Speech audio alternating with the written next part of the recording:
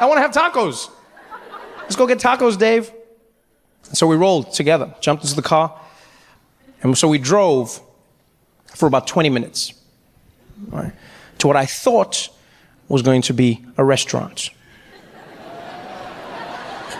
Instead, Dave pulls over into an abandoned parking lot. Kills the engine, looks over at me and goes, "All right, dude, we're here."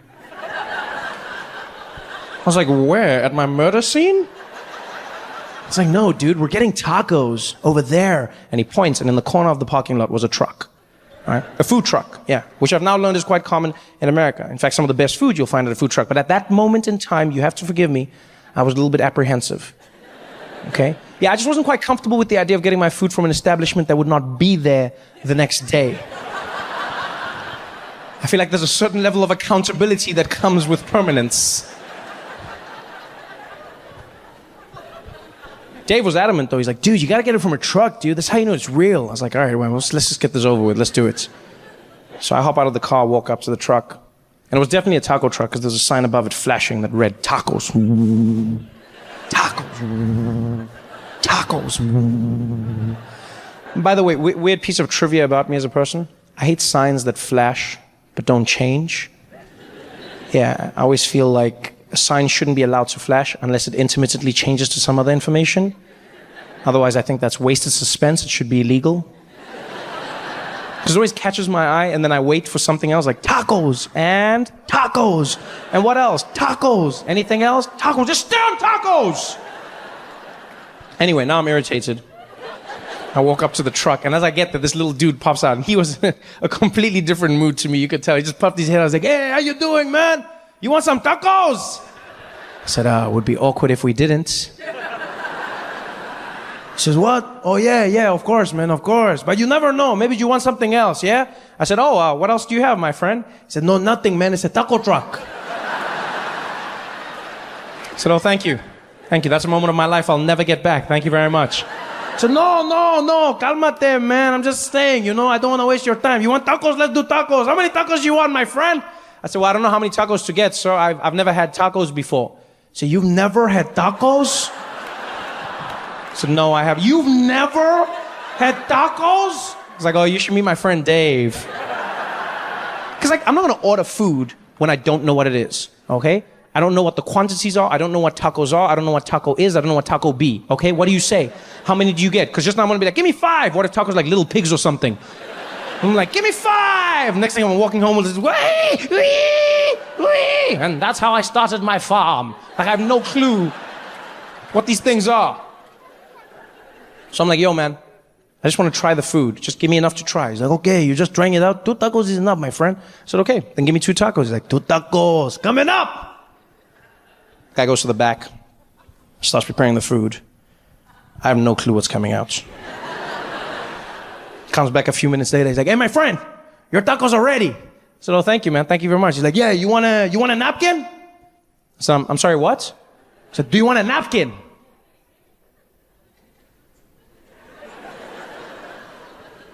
And now, LA. This is where it gets weird for me. Because you see, where I'm from,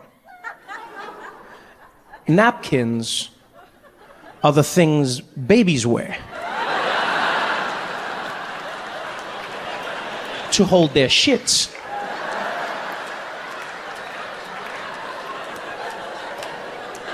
The thing for your mouth we call a serviette.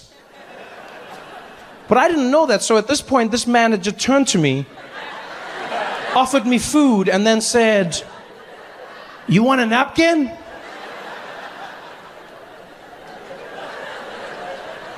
I said, I'm sorry, I'm confused. Why would I want a napkin? So, "You know, man, for the mess afterwards."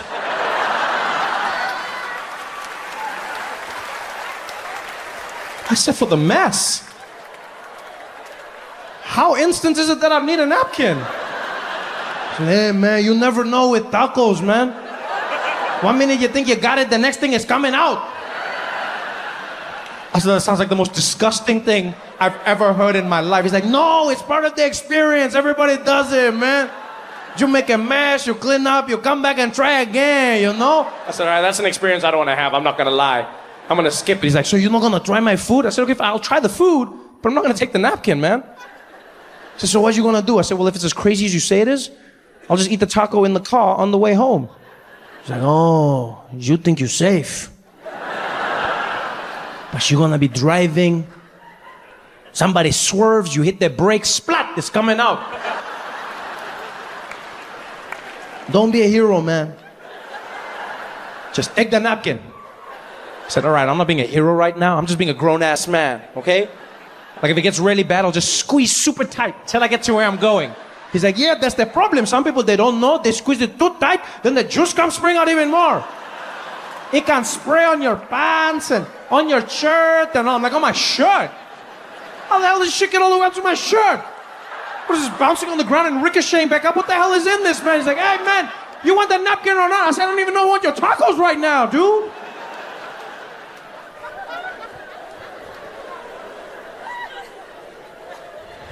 So much stress.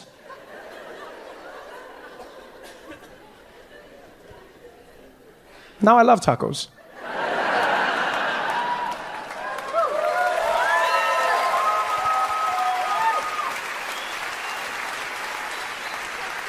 Yeah. I love tacos. I love Mexican food. I love Mexican people. I don't even know what it is. I think it's just people, we have a connection, you know? I don't know, South Africans and Mexicans or something. People from shithole countries, we have this thing.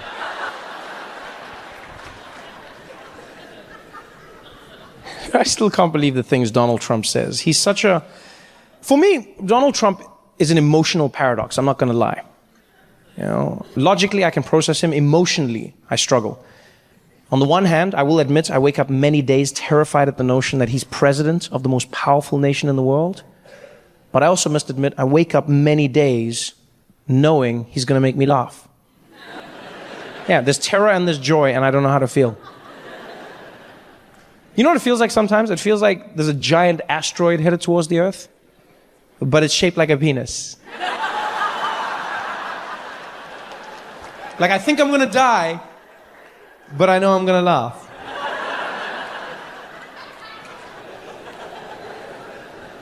Because you just look at everything that he does. The world we now live in because of him. Like, you realize we're living through history. You know, this will never happen in our lifetimes again. We're living through a time when we're all learning about the presidency at the same time as the president. That's never happened.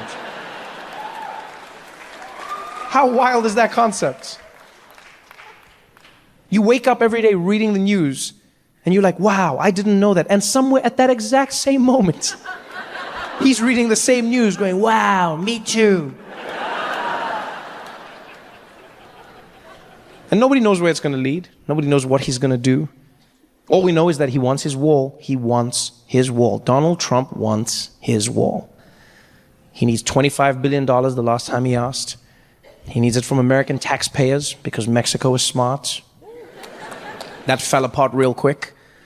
I remember how confident he was at the rallies, people cheering for him. He was like, folks, we're gonna build.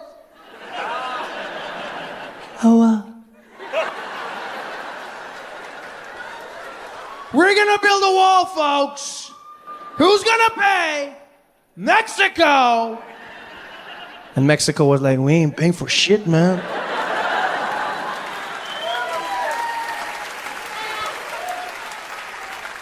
We might build it, but we're not gonna pay for it, man.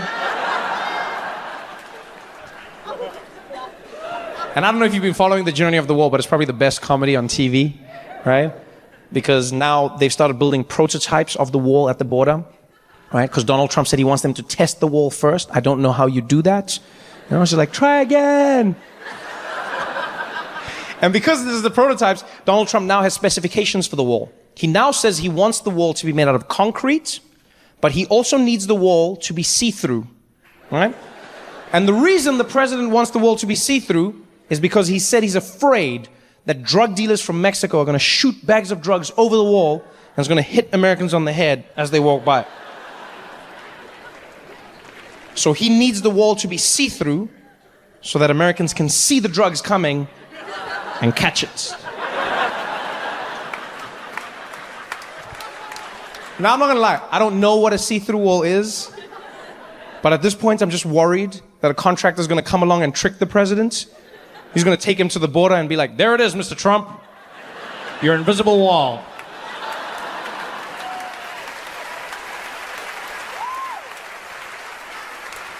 And then just to make sure he buys it, he's gonna hire a troupe of Mexican mimes, just be like, oh my God, you can't get through it.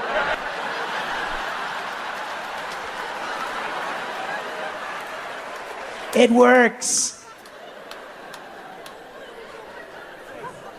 Like the mind of Donald Trump. Oh, the other idea he had for the wall was he said America should build the wall out of solar panels. That's what he said. He said America should build the wall out of solar panels because that way the wall would generate electricity and pay for itself. Yeah. Now, I'm not gonna lie, that's a good idea, right? It's a good idea. Unless you know anything about solar panels or the sun or walls. Because the problem with that idea is that the sun is up, yeah? We all agree on that? We're still on the same page there, yeah? The sun is up, right? A solar panel wall is not gonna work because a wall is like this. So technically it's facing down. So unless you have like a really swaggy sun that's like, yeah, I shine real low, B, it's not gonna work for you. The only way it works is if you take your border solar panel and lean it at an angle to get the sun's rays. But if you do that, now you've just created a giant ramp for Mexicans to shoot into America. It's like, órale!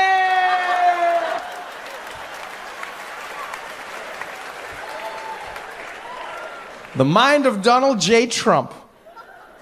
The J stands for Jesus. A lot of people don't know that.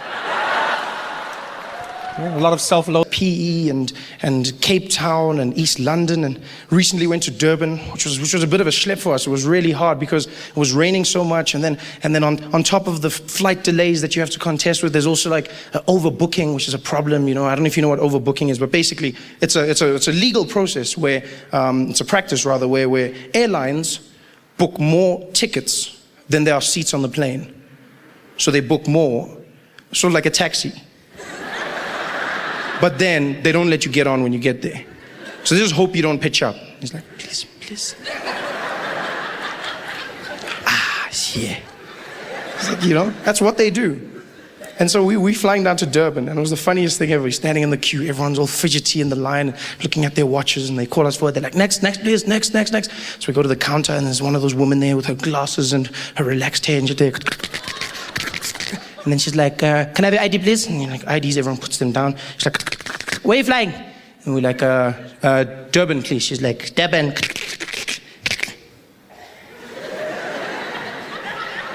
Durban. Yes. Mm-hmm.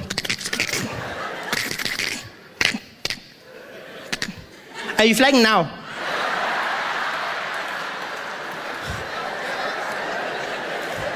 No, tomorrow. It's a practice run.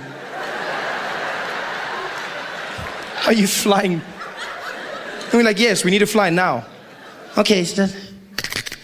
And then she starts typing frantically. Which I never understand, because when I book my tickets, all I need to do is click. It's click, click. Joe, that one, click. Durb, that one, click. And then it does it all. And then she's there. I bet she wasn't even busy doing our tickets anymore. She's just like there, clicking. She's probably on like Facebook or something there, updating her status. Yo, another one's here. I'm dead. Another one here. Yo, dead. You overbooking. Dead. Oh, poke back. Dead. You dead. Death by overbooking. Yo.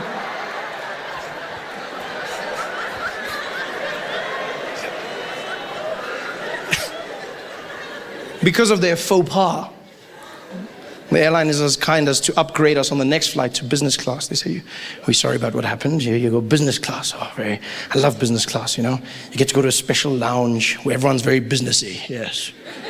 No, it is, because when you're in business class, you overhear conversations, and they sound totally different, you know. You overhear people saying things like, yes, well, the mergers are coming along. I mean, if you look at the companies that are, you know, people walking around, well, I mean, if the numbers are right, then we'll definitely get that stock portfolio going. And you got people walking there, you know, no, I'm in the kids of the situation to make sure that all the shareholders are happy, and then we'll present to management, and it's going to be a Okay, installment of what? Okay, you hear like businessy kind of stuff.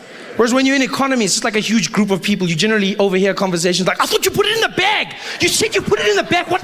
It was on the table. I asked you to put it. Why is it not in the bag?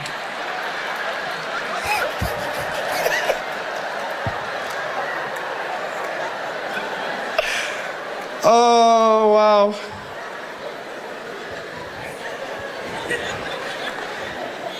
And so we're going through the airports and then we go through security. And I love security in South Africa. It is the most chilled out security you will find anywhere in the world.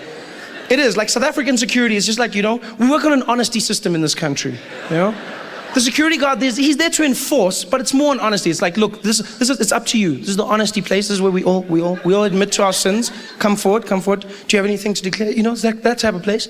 Overseas, when you come through customs, it's the craziest thing ever. You got to take off everything. You got to take off your shoes, and you take off your belt, and you can't wear a jacket or a hoodie or a cap or anything. You got to take off your rings and nothing, not even coins in your pocket. Even you got like a big filling, then you're in trouble. Then and they'll be like, then you're like, but it's my teeth. And they're like, well, you're gonna have to do something. You're gonna, and then like colored people are like, excuse me, yeah.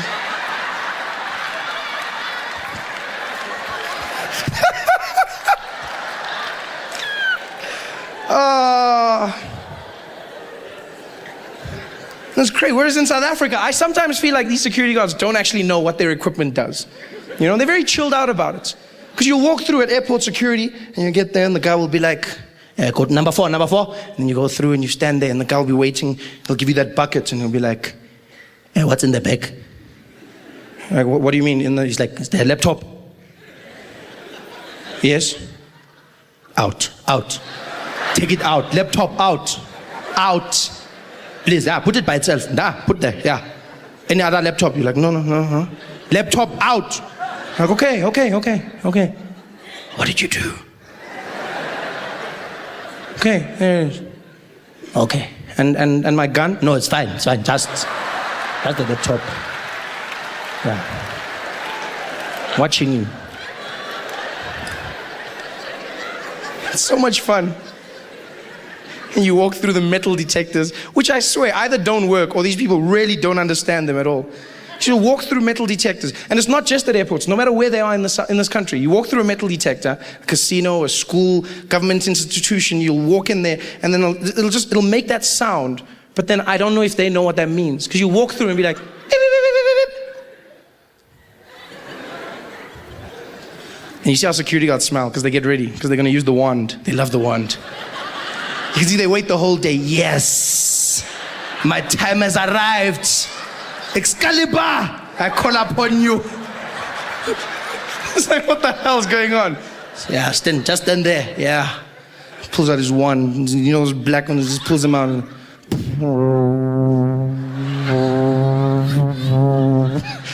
Okay, it's not. I'm sorry. I'm just. doesn't really do that. It would be cool if it did though. Although it would be weird. For like some guy from the township to have a lightsaber.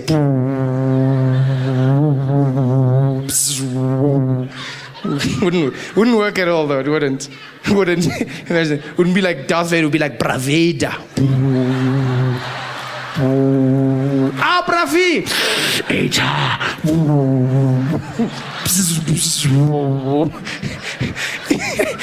It would have been the worst Star Wars ever if it was in South Africa, wouldn't it? Like the critical point, the moment that made the movie would never happen if it wasn't a township in South Africa. Because which guy from the township would claim a child after that many years? Guy would be like, look.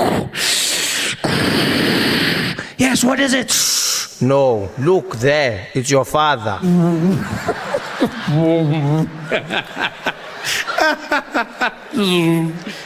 But it wasn't. Okay, sorry. Go ahead. I digress. The one. Comes. Sorry. Comes out with the wand. And they always do that thing, they go around. And we don't know what it's supposed to do or not,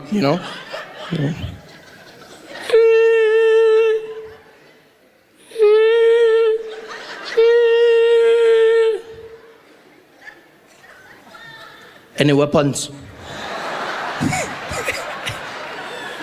What was that for? Even if I had something, I'm not going to tell you now. Obviously, you have been defeated. Any weapons? No. Oh, okay. And that's it. We like work on the honesty system in this country. Everywhere you go. Like, I'd like to meet the genius who invented the honesty book. Ah, yes, the honesty book. Yes, the book of truth. No one can lie when they write in this book. Whenever you visit someone at a townhouse or office complex, we have the book of truth. Fill in the book before you enter. Name. Ah, yes. Surname. Phone number and address. Reason for visit. PVT. We'll just do that. Look at everyone else. PVT, PVT, PVT, PVT. PVT. And once I asked the security guard, I was like, what's the point of this? Why am I filling in this book? He's like, no, it's for security reasons. Says, I figured that much, but what is it about? It's like, it's so that if you can do anything bad inside there, if maybe you can steal or kill someone, then we can find you. Ah, of course. Because I wrote my real name and surname. The honest killer strikes again. It's just ridiculous. I was like, okay, and then I kill someone, and then what are you gonna do? It's like, then you sit there, we can just phone you and tell you must come back. Yeah. Same time. Hey guys, thanks for watching. Make sure to subscribe to my channel so you can win cool prizes. And by prizes, I mean surprise. There's no prizes. It's a free YouTube video, you greedy. Just click the video, man. Why you want free things on free things? Jacob Zuma is the coolest president ever. I love that guy. The most rock and roll president for the most rock and roll country in the world. Going there, yeah. Don't tell us anymore, we know now, yeah. You know? We're a country of first, and we don't look at our blessings in this country. We love to complain. Oh, the corruption and the crime and all of this. We don't even look at when crime does go down. We don't celebrate. Ah, but that's not enough. And Zuma does something good, like actually firing people who don't work. Ah, but that's not enough. You should fire them all. And we just go and we get crazy about it. We complain. We don't look at the natural blessings that God has given us. Like, we got a bloodless revolution that we went through, which was amazing. I still, to this day, am proud of that. The fact that we don't get any natural disasters in this country, do we? No earthquakes, no tsunamis, no typhoons or hurricanes or none of that. We get none of that. But I bet there's still some idiot out there going, that's how behind we are. We don't even get natural disasters like the rest of the world. Africa.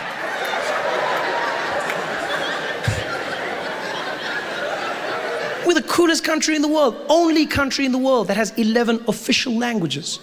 Only country. It's a testament to who we are. Only country that has multiple languages in their national anthem. Imagine that. No one else can claim that. Which is amazing. Shows how diverse we are. Also means we're the only country in the world where 99% of the population doesn't know what their anthem means. But still. Oh, you laugh, but it's true. We don't. We don't, like no one here. 99% of the population does not know what the anthem means. You see it when you watch people when they sing, when they try to sing it. You see it in their eyes. Let me show you. Like you said, that was a guilty look. White guy here was like, yeah. Yeah, I've seen people. And it's not easy. It's not easy. The languages aren't easy, Nkosi sikelele Africa. Do you know what it means, sir? Do you know what it means? God bless Africa. Yes, that's right. And then the next part, what does that mean? See, I love that. Young white guy's got nose. He's like, no, I don't know actually. Old guys are touchy. They're like, of course I know what it means. God bless Africa. Yeah. Like, and the next part, yeah, God bless Africa. Yeah, and the next part, bless it some more, buddy.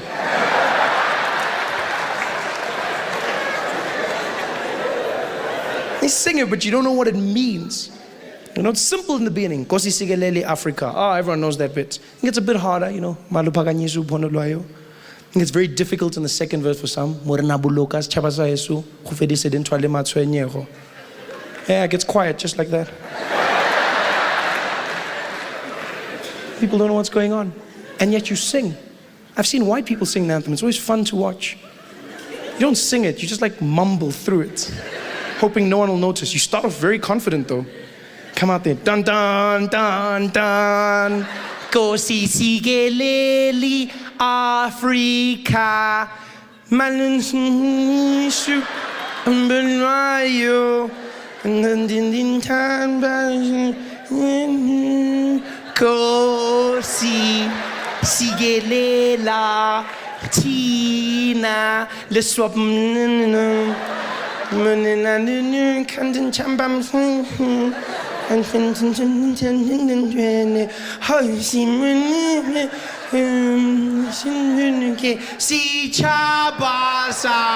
have you noticed how the volume always goes up there? Always. It's almost like someone's standing behind the country with a huge volume knob. Always, especially at rugby games, I've noticed this. The volume always goes up at that point. Because before that, all these Afrikaans guys aren't singing along. They just act like they've dropped their buggy keys. Those crafty Dutchmen. I've watched them. Song will start, everyone will be there. Dun dun dun dun. Oh, yes,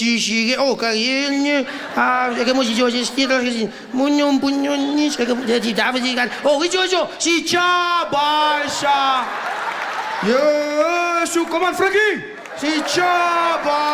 Cornelius, on song now. South Africa, South Africa. Then they lose their minds. They blow van ons. Ja, man. En die gitaar van ons. Ja. Hoe like it, Steve? Ever. Lose their minds. The whole beginning bit, no one knew what they were singing. I don't understand. And some people have learned it phonetically, which I commend you on, but you still don't understand what the song is about. Like the rugby team, they were forced to learn it, and they have learned it, but they still don't know what it means. You'll see them when they sing, because Saru forced them.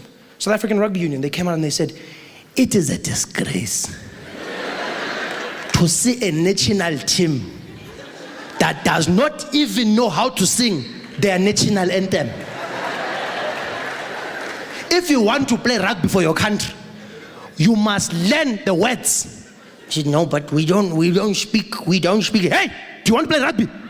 Yes, then learn the words. Okay. And they learn them. And they show you they've learned them, you know? Because when the camera comes over them, if you look at Bafana, they're the most chilled out guys in the world when they sing the anthem. They do a million things at once. Shirts are there, they're all chilled out. They're there, camera coming in there.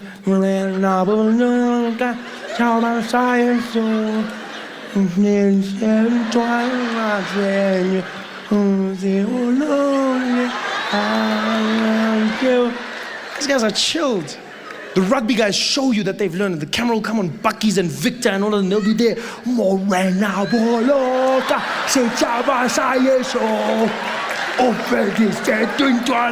They're not holding each other. They're holding each other back.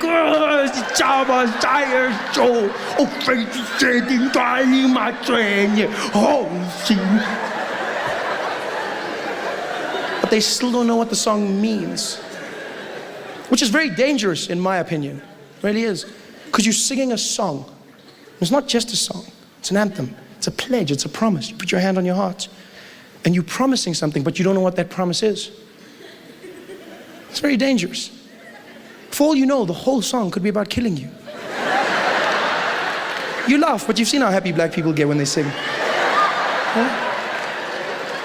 How do you know while you mumbling what we actually singing is, when Mandela dies, we're going to kill them. Oh, we're going to kill you. Oh, they'll kill you. Yeah, you laugh.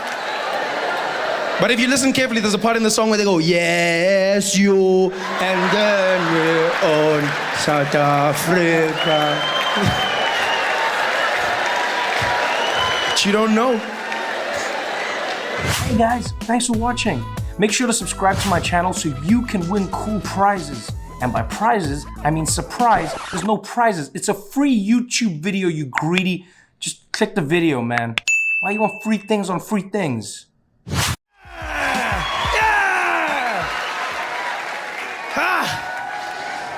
Joke number one. Okay. No, I'm kidding. Just get into it. Don't waste time. Straight into it. Welcome to the show. Welcome. Welcome, everyone. Welcome. How are you guys doing? Thank you for coming. Thank you. Yeah. Thank you for coming out. So good to see you here. It's been a wonderful journey. It's our last tour of South Africa for a while. Before I leave, go to America. I'm gonna go for 2 weeks. And then when I come back, I'm gonna be talking like this. I don't know why people do that. You know what the worst thing is? is you talking like that. That's the worst thing. It's been so much fun, man, traveling around South Africa, trying to write new material for a new show. It's always difficult. The easiest stuff to write, I find, is political stuff in South Africa. It's too easy now. It's become, like you give comedians credit. You go, oh, he's so funny. But we're not geniuses. We really aren't. Like the guys in power, they do it all for us now. They're actually taking our jobs. It's not cool. It's not cool. Because soon you guys are going to figure it out, and you're going to stop coming to the show, and you're going to start going to press conferences, and you're not going to... Then you'll be like, oh, where are you guys going? On Friday? Oh, I'm going to the Zuma press conference, eh? Oh, bro, like, yeah, that guy he's my favorite, eh? Yeah, can you sign my DVD? Can you sign my shirt? Sign my shirt. Yeah. It's absolutely crazy. I'm glad the rain stopped for a little bit. It's been heavy, Roads have been flooded, and there's been lightning and thunder, and, it's been crazy. These storms are everywhere. I find myself laughing these days when lightning strikes, especially when it's those big ones where you feel like it hit like the next road or something.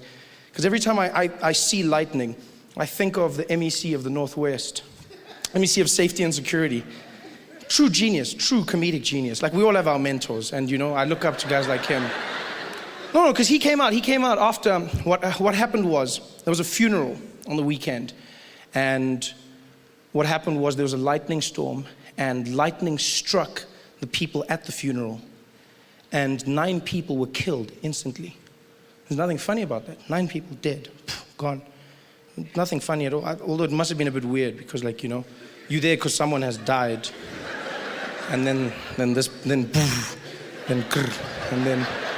it's a bit awkward now. You don't know if you carry on here or do you... but it's a bit... You don't know. And then you're like, do you put them in? Because there's there's going to be like one uncle who's like, no, there's space. Put him. I must buy another box. It's just like, you know what I mean? And if you've got like one of those possessive mothers, those mothers that love their kids, probably then she's crying and then everyone's like... And then they're dead, and then they're like, oh, then she's like, don't you dare! Don't you cry for them. You don't cry for them. You came here for this. You came here, you save your tears and you cry where hey! They freshly dead. You can cry for them next week. You don't, you bring those tears here. But there's nothing funny about it. And so what happened is on the Monday after the funeral, the MEC came out and he held a press conference. And he was there, and the journalists had all gathered, and it was very serious. And he came out there, and the photographers and everyone was there, and he said, we have had what have happened on that funeral. Let it be known that we will launch a probe and we will not rest until we know where does this lightning come from. Not rest. His assistant was probably like, up. He was like, we're up. We want to know where does it come from. I didn't even make the joke. He just said this. I just repeated it to you. It's like, you see. And now it's election time, which means politicians are out in full force, kissing babies. Helen Zizla's dancing again and speaking Xhosa. You know it's election time, ANC comes out with a huge campaign. If you are not happy about service delivery, then you must vote for change. I'm like, but you guys are the ones. Yeah, but we'll change. We're like, so what, must we vote for someone? No, don't vote for someone else. Just keep it here. Yeah, keep it here. Just keep it here. Oh, bring it back. Keep it here. Yeah, bring it here. No, we'll change. Just keep it here. Yeah. Whoa. You got the DA chasing after them. I mean, I like the fact that the DA is the official opposition, but they can't point out everything. After a while, it just gets boring, DA doesn't tell us what they're gonna do. They're running around telling us everything the ANC's not doing. Look at him! Do you want a president who doesn't tie his shoelaces? Look at that! It's just shoelace, but still. It's become ridiculous. They chased after the ANC and exposed them with the whole Gupta thing. Did you see that story? The Guptas, one of the most famous families who apparently own the whole of South Africa. Like, they just own everything, including the Zuma family. And basically what came out was they said, yes, this family runs the Zumas. They run them. In fact, when President Zuma became President Zuma, they summoned him, the Guptas summoned him to their residential abode, and they paraded him in front of their friends and family. Paraded him. This is what the DA said, parade. I think they're pushing it, like it wasn't paraded. It wasn't summoned, he was probably invited. It wasn't summoned. You know, it wasn't paraded. Because when they say paraded, like I'm sure it was their meet and greet, new president, we rich, you president, how you doing, here's some money. It's a cool, we understand, but it wasn't like paraded. Because when you think of paraded, it makes it seem like that Indian family was sitting there, the whole Guptas, there they were, and they were like, everybody sit down, he's coming. Sit down. Sit down, party, sit down. We got a Zulu man, he's coming. Yeah, he's coming. Yes, he'll do the dance. Sit there. Have you got your popcorn? You got your popcorn. Okay, everyone got it. Done. Dim the lights. He's coming. Dim the lights. He's at the door. Start the music.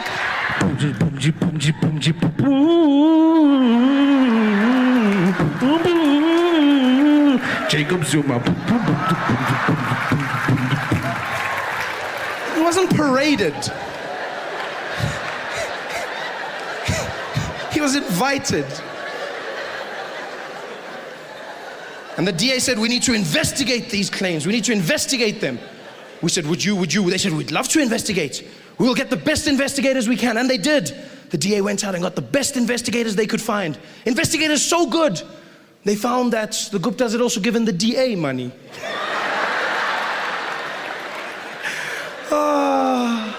Priceless.